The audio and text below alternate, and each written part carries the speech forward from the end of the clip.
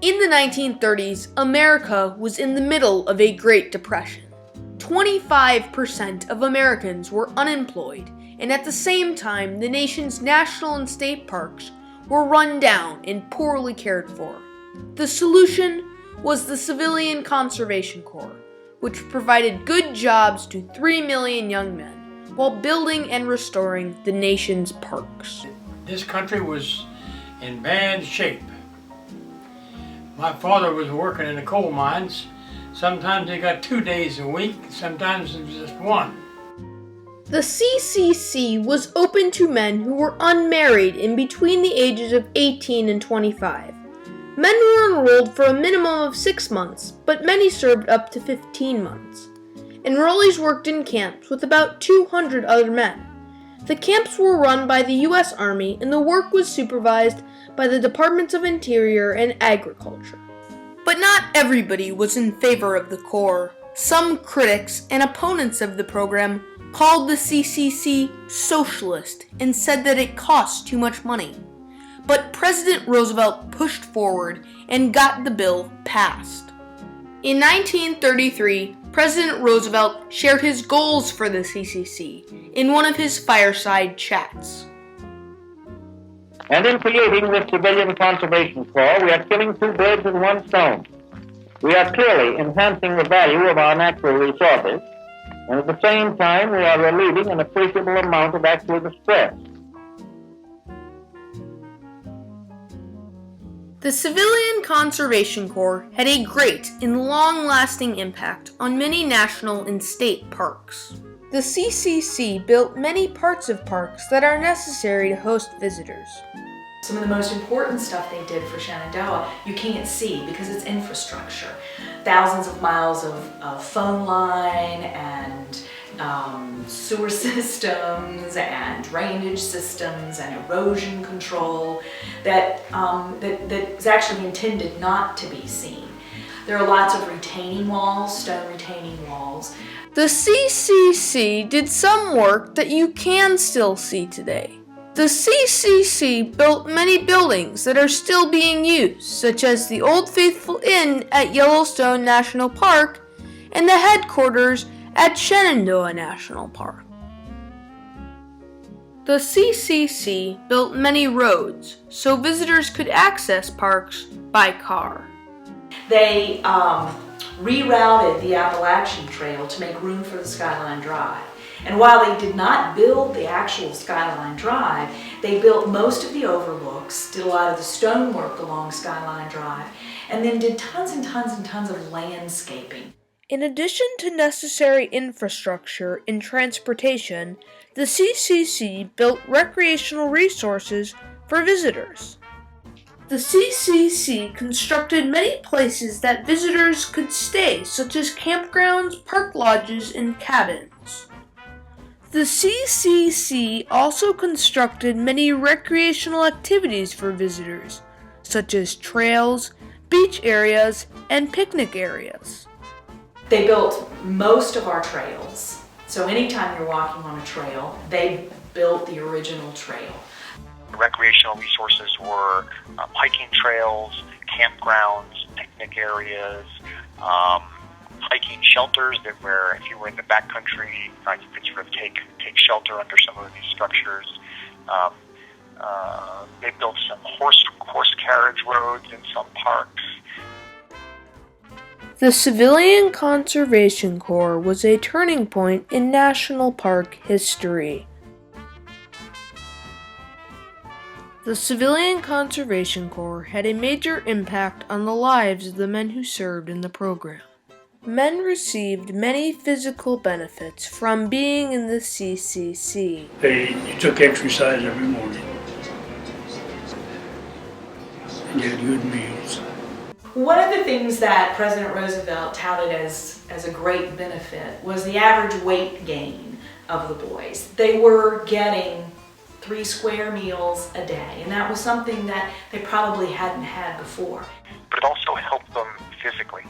So a lot of their work was healthy outdoor work. They were working out in the sunshine, they were working out in parks, working with their hands, building stone walls, hiking trails, buildings, planting trees, and this was really, really healthy work. And many of them commented on how their bodies physically changed during the 6 months or a year that they were in the Civilian Conservation Corps.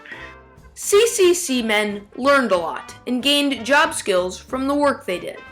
For example, Harlan Frederick applied what he did in the CCC later when in the Navy. I went in the Navy, and in 16 months from the time I went in there, I was wearing a chief's uniform, which normally would be 10 to 15 years of working your way up. But that's what that meant. That schooling was so important that the Navy jumped me up to a chief. Men also learned through education courses that men could attend in the evenings. But then they also developed an education program, particularly for those boys that had not completed high school.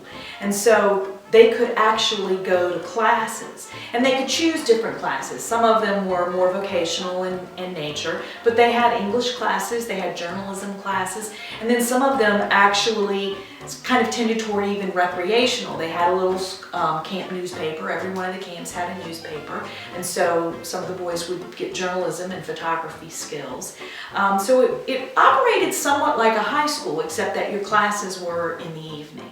The Civilian Conservation Corps gave men a lot of self-worth. The pride the CCC men had in what they were doing is shown by what one CCC worker wrote in his camp newspaper. "We had more than a job that helps us over these tough times. We are having a hand at preserving America. All over the country, CCC, in one capacity or another, is preserving the nation." The CCC helped enrollees' families as well. Men received $30 a month, and 25 of that went to their families. The men were chosen off state relief rolls, so they were very poor. Many of the men's fathers were unemployed. The extra money helped to pay for food and basic necessities. And the rest, $25, went back to their families to help support them through the Great Depression. So that helped, and that made these young men feel pretty good. I sometimes wonder what Shenandoah would be like today if it hadn't been for the CCC. Certainly, over the years, we would have continued to try to put in the infrastructure and build the trails and build the buildings that serve the visitors. But the fact that they were able to come in those large numbers and devote every day, all day, to the building of that infrastructure, there's no way that we would have been able to put in the extent of infrastructure and visitor amenities that we were in that time in any other kind of situation. Well, before this time, the parks had been created, and there had been some infrastructure built in them. There had been a few roads, some hiking trails, maybe a visitor center here and there. But the Corps opened up these parks to many, many, many more visitors. So I would argue that the Civilian Conservation Corps, in a sense, democratized the national park system. In other words, before the Civilian Conservation Corps, few people visited these national parks because there were not a lot of roads, there were not a lot of hiking trails, there were not a lot of recreational amenities. By building all these new infrastructures, the Civilian Conservation Corps opened up these parks to many, many, many more Americans. So you can see it meant something. It was one of the greatest things that ever happened.